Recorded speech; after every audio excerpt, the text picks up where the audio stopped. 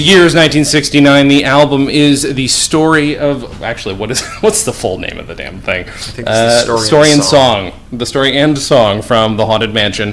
The artist, Walt Disney. Sure, why not? And a bunch of other people. My guest is Cory Doctorow. Thank you for doing the show again. Oh, thank you. It's my pleasure. The Haunted Mansion has a special place in my heart. I tell people I was bitten by a radioactive haunted mansion when I was 6 years old, and that's how I became the man I am today. So. And that's just the thing is, like, the more I thought about it, I'm like, I'm really shoehorning this just so we can talk about the Haunted Mansion, because this might be the least funny thing we've ever talked about, which is too bad, because I love the Haunted Mansion ride, and I find it actually funny. Yeah, it is. You know? Well, and it's a funny collaboration. So, you know, there are lots of versions of the story of the Haunted Mansion, but the kind of consensus reality of it among people who study it is that there was a huge contradiction in building a haunted mansion at Disneyland. Walt always wanted a spook house. There's early prospectuses that include it, but part of what Walt Disney was reacting against was the griminess and kind of too much reality of the Carney circuit. Sure. And so the idea of a spook house, which intrinsically is kind of falling down and in poor repair, was something that Walt had a love-hate relationship with. Mm-hmm. There are a lot of different versions of the house. There's this Museum of the Weird that Rolly Crump came up with, which was a self-guided walking or guided walking tour of all this kind of surrealist, ultra-modern stuff. It really actually overlaps with the modernism era in Disney, the main design work. There's a really good book that will be out probably by the time you air this podcast. It's the fourth of they painted as they chose books, Histories of Disney, and this is about the mid-century modern era at Disney. That's and awesome. About how people like Mary Blair and so on were bringing in all this crazy modernism and impressionism and mixing it with the kind of non-representational animation. Mm-hmm. And so you had this like crazy, super modernist, weird version, like kind of Jack Parsons quasi-Satanist version of the mansion that was developed, and then you had lots of other plans for it. Eventually, Walt did this thing that was, like, I think the most toxic thing he did, which was to replicate his horrible relationship with his brother. He hated his brother. Mm-hmm. His brother hated him. Mm-hmm. Maybe that's too strong a word, but they fought like cats and dogs. Yeah. And yet, when they worked together, they synthesized something important. Right. And so Walt would often find people who didn't like each other and make them work together.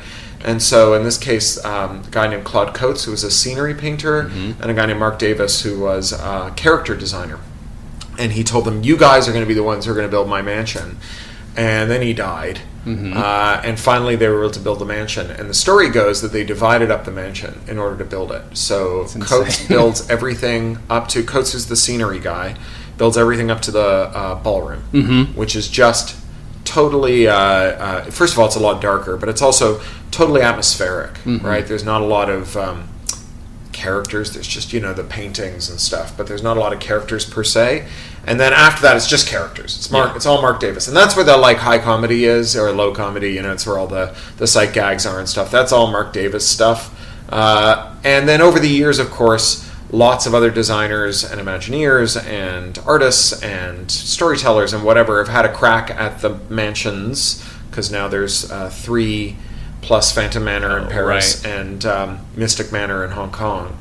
And so they've taken different runs at it, and it's gotten, I don't want to say muddied, right, because it was never very clear, but it's gotten more blended, right? It's harder to kind of see those original bones underneath it. Mm-hmm. The Story and Song comes out in 1969. That's a year after the mansion, the year the mansion opened. Right. But it was recorded before the mansion was finalized, and you can tell there's a whole bunch of stuff that died on the cutting room floor, including very notably the Hatbox Ghost. So the Hatbox Ghost is this weird gag where there's a kind of ghoulish fellow, kind of Phantom of the Opera-ish guy in a top hat, holding a hat box, and his head disappears, his face disappears, his hat stays where it is, and the head appears in the hat box.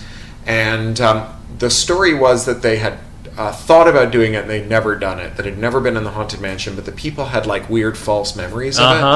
Like they have memories of Sinbad appearing and doing a movie about a genie, and then they found some footage from a soft opening, the cast-only opening of the Hatbox Ghost, and he was in it. Yeah. And then that was kind of a spark to bring him back.